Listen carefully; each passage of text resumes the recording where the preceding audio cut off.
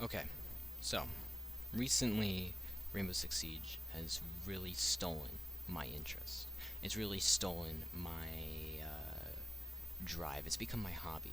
It's something that I've really, really enjoyed, and I've decided that I want to be good.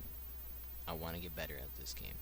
I want to play and I want to get a high rank, and I'm not going to get upset if I get a bad rank, but I'm going to be amazingly um, oversatisfied if I get a good rank, right? And I really enjoy winning, and it's a lot of fun. But I noticed that I have a lack of game sense, pretty severe lack of game sense, and a pretty severe lack of aim. In fact, the only thing I really have is uh, I want to cooperate with the team, and I want to win with the team. It's one of three things you need to win in tactical environments. You need to be communicative. You need to have a good idea of your mechanics, your physical mechanics, or in this case, a game mechanic, and you need to know what's going to happen. Game sense.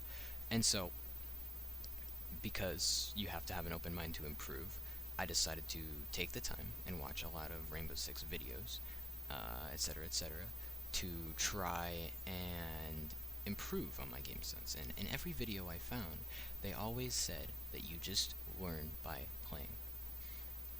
And of course, I applied this and I spent a lot of time, and this doesn't work for me. I know this doesn't work for me. And I know if it doesn't work for me, there's a good chance it doesn't work for other people. And because, there's a lot of people out there that'll say you learn by teaching, I've decided to take this method that I learned that somehow hasn't made it to Rainbow Six, and share it with you guys. And you're probably wondering, well, if everyone else doesn't have this method to build their game sense, how do they have their game sense, right? And to that, I say their game sense could be better. It's not good enough yet. Um, I was watching a lot of Counter-Strike videos. I find YouTubers like Vu. I'll probably link a playlist of a lot of his videos that I find amazing and definitely applicable to Rainbow Six, and definitely not just Counter-Strike. And I was learning from him, and I thought, well, who are some other people I could check out? And I knew the pro player Nothing from Cloud9 makes videos too. I checked him out, and I got upset that I hadn't checked him out earlier. I was extremely frustrated with the fact that this method has gone untalked about. He said on his stream one time to someone, simply plan, just spend some time in a server alone. He says there aren't enough people who spend time in a server alone. This is, I feel dumb. This is pretty obvious, right? So, going into rounds, I have no clue what I'm doing a lot of the time. I really like Thermite, but I know I'm not a great Thermite, and purely because there are so many rounds where I don't know what I'm going to do. I know what wall I'm going to breach, but how I'm going to go about breaching that wall, I have no clue, right? A lot of times I end up depending on my teammates, and because for some reason in this game people don't like to cooperate, um, I need to come up with more realistic options, come up with ways that I can do my best to impact the round and get a win, and, you know, not necessarily carry, of course. If I'm getting carried, I'm going to let it happen, right? Vu said that. But just do my part for the team every round. Um, I found I had a difficulty with winning rounds on attack. I actually have a pretty decent KD on a good amount of operators, specifically people like Maverick, Hibana, Blackbeard, easy operators. I have a pretty good KD. I think I have like a 1.5 on Maverick right now, and my team, while working with my team, we weren't really winning a lot of those rounds, right? I may be getting kills, but even while getting those kills, I was still losing. And that's because I wasn't making an impact. I wasn't doing my best to help the team and doing my part in helping the team so as to ensure a victory, so as to ensure that we win outside of maybe losing gunfights, right?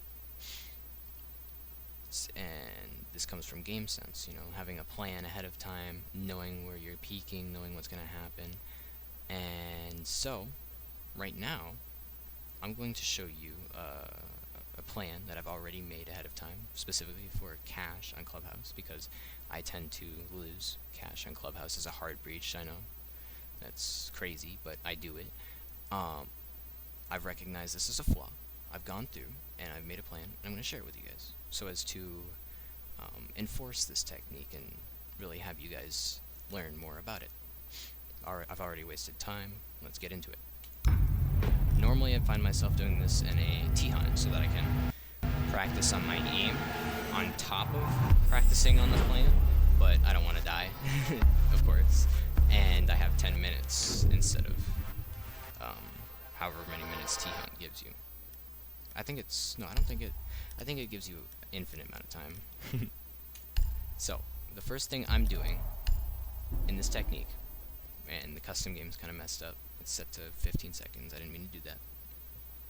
First thing I'm doing in this technique, and the first thing I'm doing in the game is I'm thinking, what is the site going to be? Due to circumstances earlier in the game in this hypothetical, I've assumed it's cache.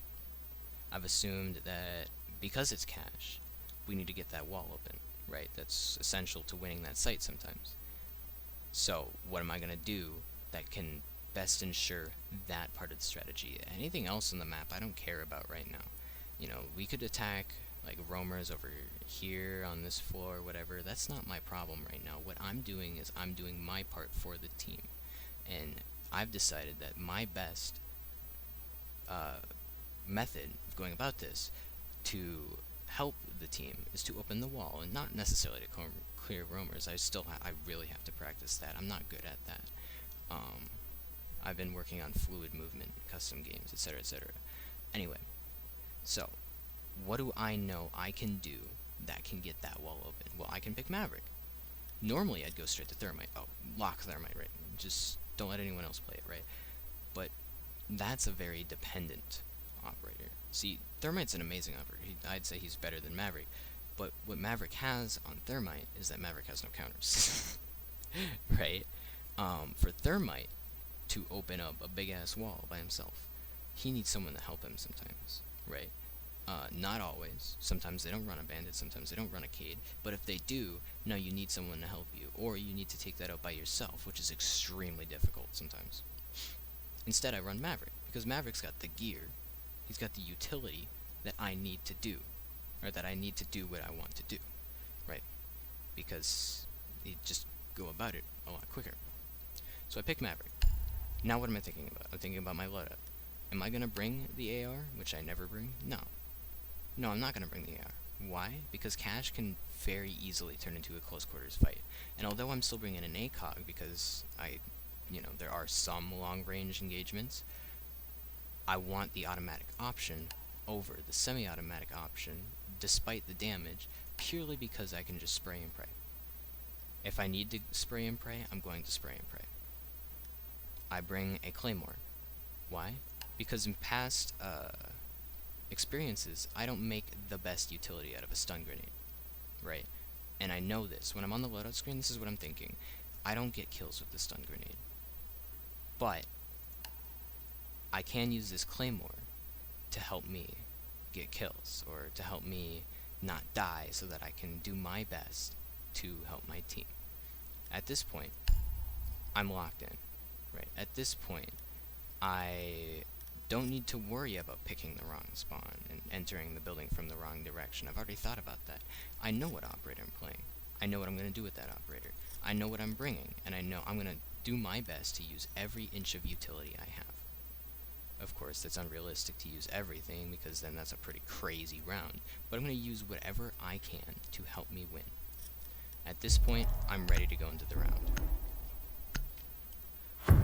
Right. Droning, Need to use your drone to locate in my a bomb. opinion, obviously it's amazing, 10 seconds. but in this particular site, I've assumed I already know where the opponents 5 seconds before insertion. So what I'm going to do with my drone, if it were a real prep phase and I had 45 seconds, You must locate and defuse a was bomb. I'd look for roamers. Okay, who's gonna make it difficult for me to do my job? Specifically in like garage, for example, and I'll talk about why later. But I'd probably use my drone for like garage or something of that sort. And now that I'm thinking about it, I'm doing that, right? And I'm gonna do that in the round, and I'm gonna worry about that later. So, first thing I do when I spawn in, to be efficient with time, to be as efficient with time as possible, take out that camera, right? But not before I peek here. I have died to this, okay? So what am I gonna do? I'm gonna peek here, right? And I'm not gonna spend like 2, 3, 4, I'm not gonna spend any more than a second or two on this peak, because I'm just making sure that they're not killing me. That's all I'm doing, right? And if I had a drone, then I'd know if they're gonna peek there, so I might not even waste my time with that. But in theory, going into this round, I planned on not dying, and that's how I'm gonna prevent that run out. And then I'm peeking here, assuming I know this door is open. My sights are on this the whole time, right? I might change over here. In fact, I might even peek from here because this is a good spot. But like my sights and my focus is on that door. Okay. Once I get up to it, and if it's open, this is kind of unrealistic, but I might be able to make it happen anyway. Claymore goes down. Now I've used that Claymore. That Claymore is not going to waste, right? A lot of people will go into a round, pick their favorite operator, not use every inch of their utility. Well, I just used that utility. There's no way that they're going to come out of this door without me at least hearing it, right? Because they could bait it. They could. It happens. They'll bait it, run back in. You know, I'll hear it. I'll be able to react to it. But because I die so many times up there to this goddamn runout, I'm going to put a Claymore down, so as to ensure that that is one less thing that can kill me in this round.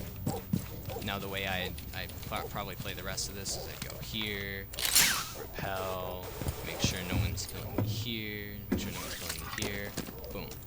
Now I'm in a pretty safe location, and it's my time to do the most with my utility for this round, right? As a hard breach, your job is to get the job done. Get a wall open, right? A really big fucking hole coming right up, right? And so now I'm at that point where I can do that safely. I am making the most out of my operator so as to help the team. Now, this is where this technique really becomes beautiful, right? I can think about the specifics when I'm doing this, right? I find sometimes when I open this wall, I die partway through it. And I'm thinking, well, how can I avoid that, right? Assuming this wall is reinforced and it's electrified on top of that, I'm gonna come up to this wall, right, and maybe give me a little bit more distance, right, so as to not get electrocuted, and I'm going to burn. Now, why did I burn this one, this part of the hole I'm making specifically? Well, that's because I'm not gonna die here, right? I'm gonna do it from an angle where I probably won't get shot. I don't know about that. That'd be a really tight angle, and I'd probably have time to react to it. But I'm cutting this open so that I don't die. If I were to cut open any other part of it, I'd probably have more difficulty. Why? Well, because if I, say, open this part first, right, and I do it the smart way, and I do it in a way that I can't get shot, you know, from the angle, right, then I'm not going to die from it right away. But while I'm doing this part, I'm certainly going to die. I'm putting myself in harm's way, right? I'm walking across an open hole to try and cut another open hole. No, I can't do that. So I do this one first, then I do this one, then I crouch, right? I do this one, and then I cut it open. This entire time, I'm behind cover. They're going to have a difficult time killing me. Okay? Alright, now that that's aside, I've gone into the specifics with this technique, and I've made sure that I'm doing my best in the custom game so as to not, you know, fail in the real match. Anyway, first thing that I'm doing, right, I've done my job for the team. Now, as a hard breach, I'm going to fall into either fragging or support, right? And so, in this specific round, I've decided I'm going to fall into fragging, right?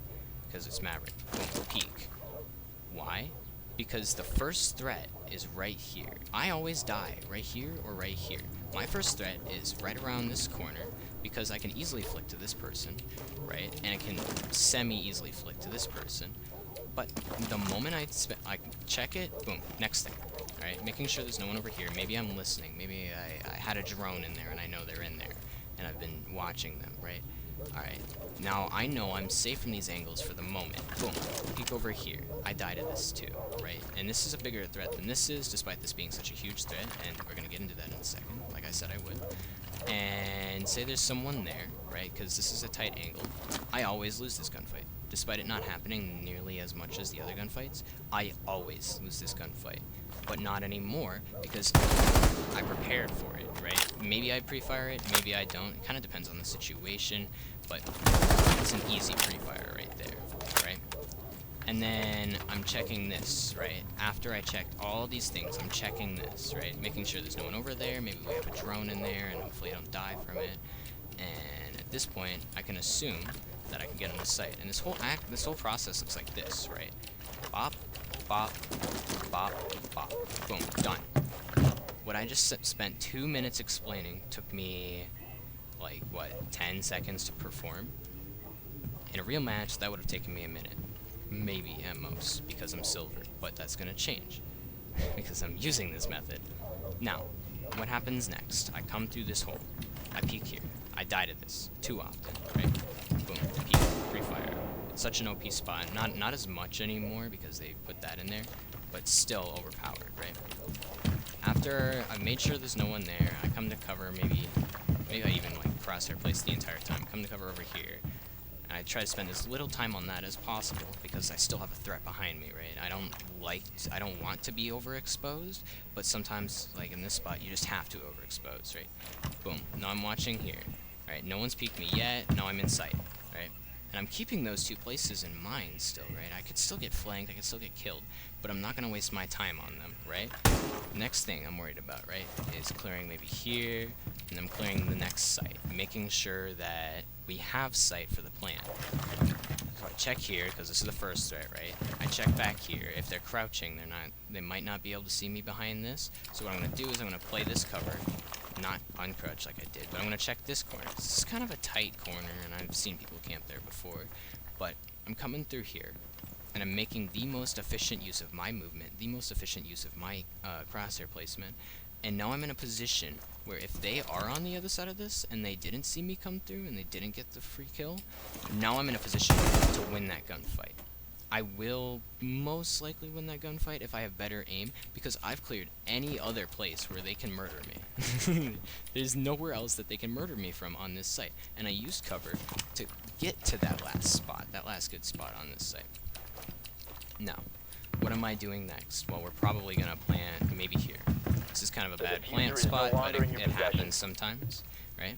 And if it's planted here, then I'm defending from here, right? Why am I defending from here? Because I can easily react to the defuse, right?